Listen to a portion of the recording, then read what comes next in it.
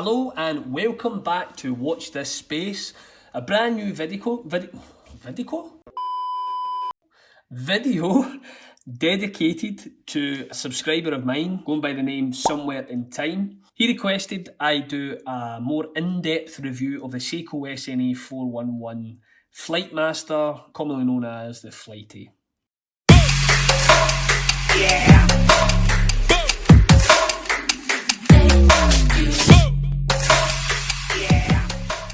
The watch comes in this box here, as you can see. Depending on where you are in the world, it's just a standard SEIKO box. In the box, you've got a typical cheap cushion. Comes on a bracelet. It doesn't come on this leather band that you see here. This was an aftermarket. I purchased this after I bought the watch. It does come on a metal linked bracelet. Very, very hefty. I don't know the weight, but it's hefty on the wrist. It's got a signed buckle here, SEIKO buckle. It's got push pin deployment clasp. It's substantial enough, and if you like bracelets, okay, it's all right. Would I recommend it? Probably not, if I'm honest with you. It's a typical budget SEIKO. What I do like about the bracelet though is the solid end links. I think that's all right for a budget SEIKO.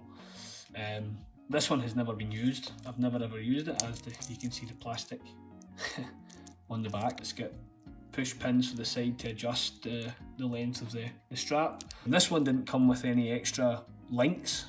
I don't know the size of it, to be honest with you, because as I said, I've not sized it because I don't wear it. And you get a little tag, SEIKO SNA411P1. As you can see, 200 meters water resistance, hard lights crystal. Me personally, I think you would need 200 meters because of the heft of the bracelet. You would sink to the bottom of the ocean with that thing on. Not my cup of tea. You also get your instruction manuals. As you can see there, it's a 7T62 quartz movement. That is a serviceable movement. That movement for me runs about 1 to 2 seconds a month in terms of accuracy. It's 1/5 of a second chronograph, so it has a slight sweep to it like an automatic watch would. It's not a mega quartz, just a standard quartz movement. But yeah, it's a great movement, very robust, very accurate. That's all quartz. I like it. This here is like the SEIKO Bible manual, as you can see. Look how thick that is. That's a door stopper right there, guys. That's what that is. I've not read it. As you can see, there's not a fold at all in this book. It's out the way. Not a pilot. Never will use half of the instruments that this watch can provide. Also comes with a SEIKO certificate of guarantee. I purchased this watch second hand. I did buy one from Mark at Long Island Watches in the United States and had it shipped over to the UK.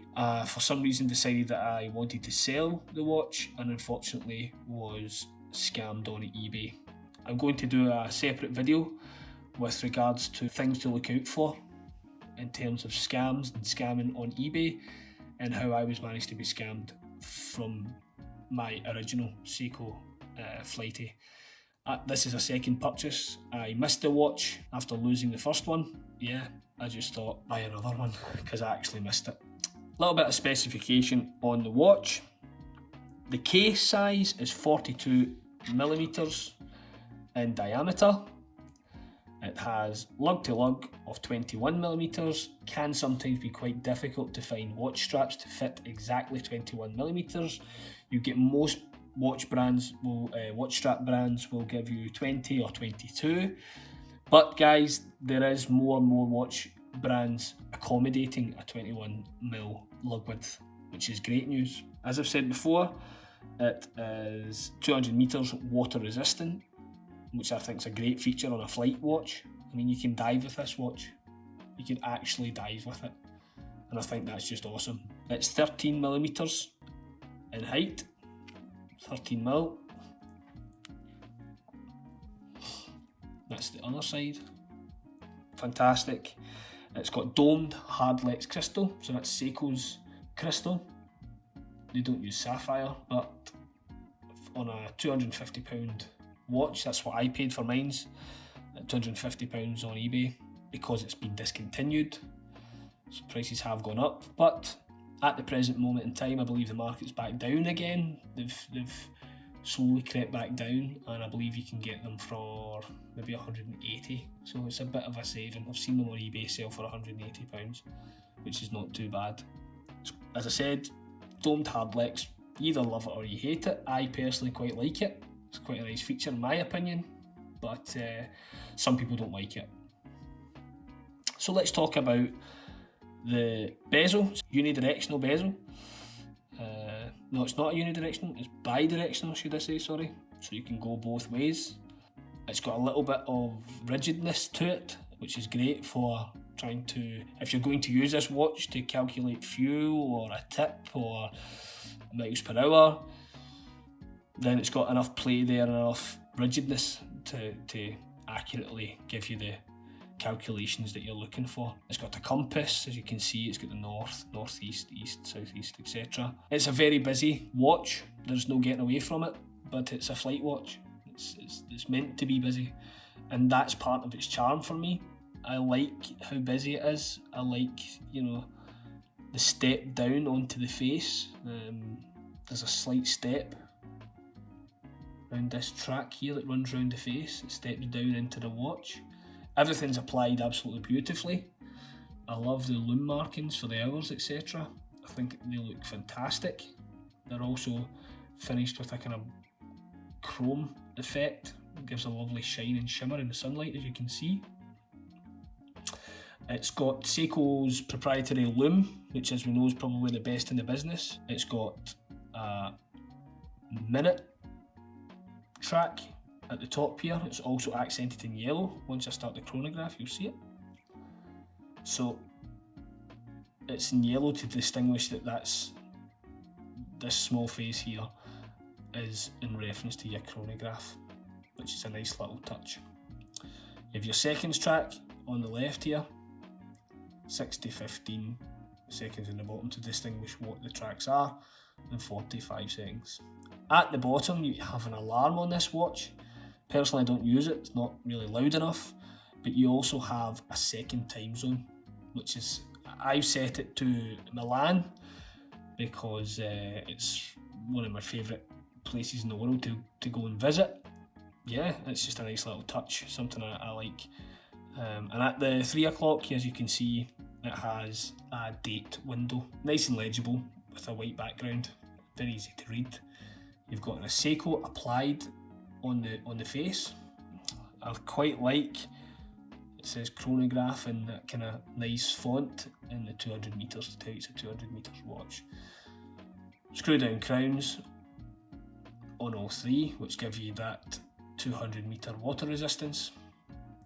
Make sure these are screwed down before you go in the water with this watch, if that's what you tend to do with it. It's a timepiece that's interesting to me. I won't ever use the bezel to give me any sort of calculation, to be honest with you. I just like the look of it. I think it's great. I think it's awesome. It's also got split time chronograph, so stop it.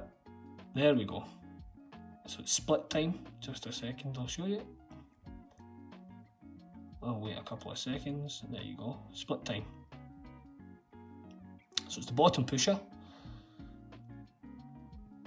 You push it in.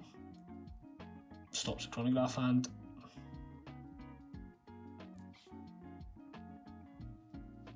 And a little push. Takes you straight back. I love the precision of it.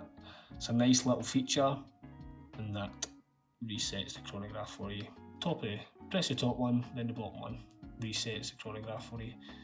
Screw it down. Fantastic. So there you go. The only time I've ever used the chronograph, and it's probably not for the right reasons, is that I use it for brewing coffee. I like my coffee, so I use the chronograph when I'm wearing this watch, just to use the movement to brew coffee for the time I spend brewing coffee.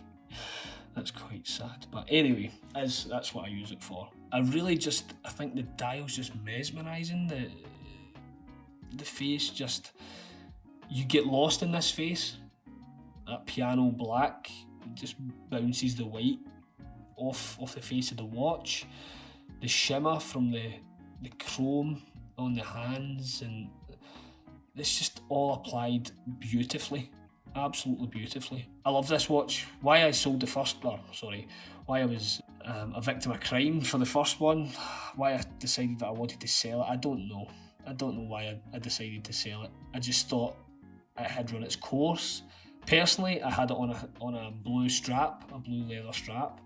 And I think I just didn't do the watch justice. But now I've put it on this yellow strap, it just sings to me. It's such a summer watch. It's just a conversation starter that I just love it. So what I'll do is I'll stick it on the wrist just now and give you a little view on the wrist. Now I have quite a small wrist, and one of the reasons why I decided to purchase this watch was because when TGV was discussing the watch and spoke of how small the watch wore on the wrist for such a flight watch. So that's 42mm, and I have a tiny wrist, and I mean a tiny wrist, 6 inches probably, and I think it just wears awesome on my wrist. To be honest with you, it fits perfectly, absolutely perfectly.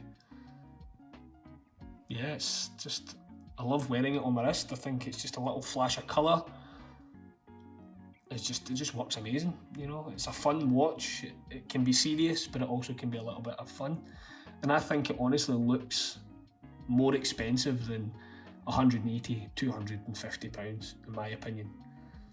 So the negatives are, in my opinion, the crowns sometimes, depending if your wrist swells in the heat, when you bend your hand, sometimes I've found it can sometimes rub here, just at the arch of your hand, where your hand and your wrist meet. But other than that, I mean, it's just brilliant, absolutely brilliant. I love how it plays with the light. It's just a beautiful watch and very, very interesting. You can look at this watch.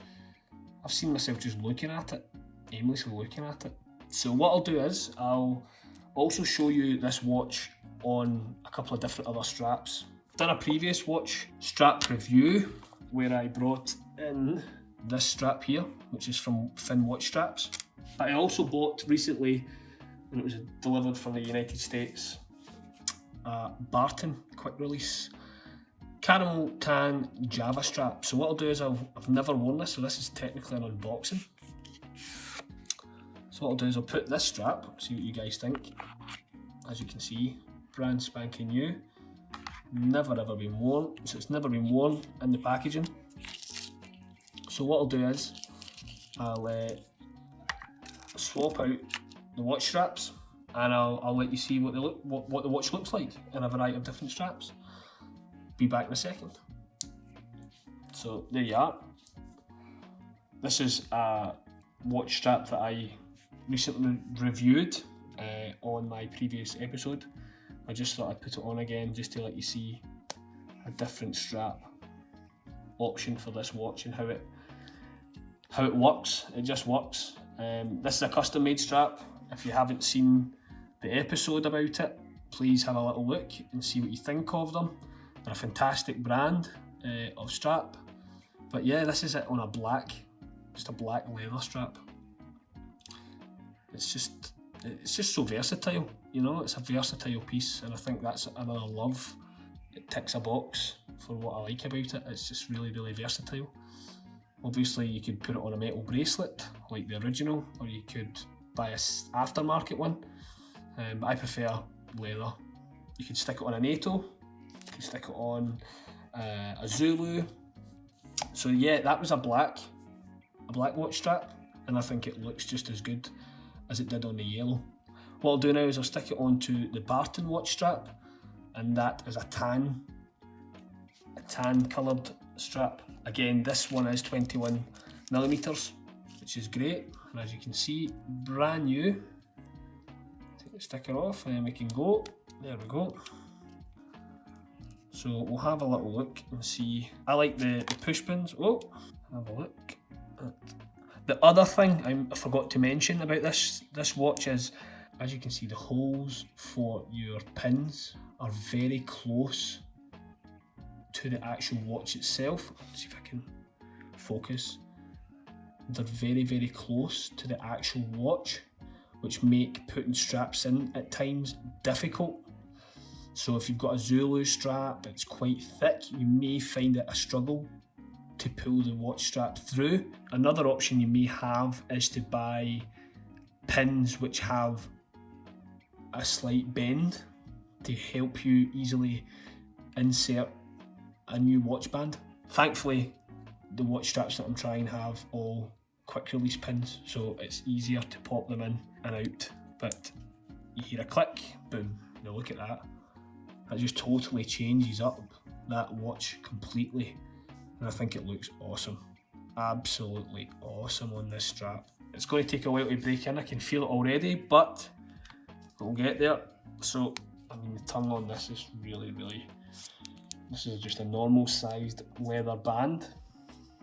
Probably too big for me, to be honest with you. I don't like when your bands stick out the other end. Like you have a flappy bit here, don't like it.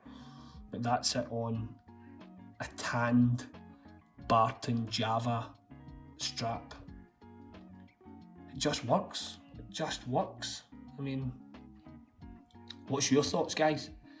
Please comment below your favourite strap for this watch, whether you recommend this watch, whether you don't like it and you recommend something else. I know that Citizen do a Nighthawk, which is slightly larger. I think that's the only reason why I've not bought to review it, is just it's slightly larger than what I would be comfortable wearing. This is a 42mm watch, and this is on a 6-inch wrist. Look at it. I think that fits perfectly. Absolutely perfectly. There's no overhang because of the short little lug. But yeah, that's it on the brown leather. I think it looks awesome. It's still to break itself in. So yeah guys, please let me know what you think of this watch. If you own it, give me your feedback. What would you recommend?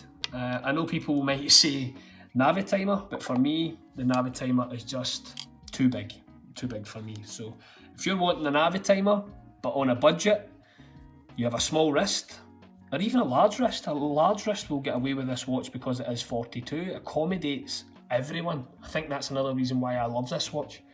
It's a flight watch that has a smaller frame but a big personality. So yeah, thank you very much for watching this episode. Stay safe. Thank you.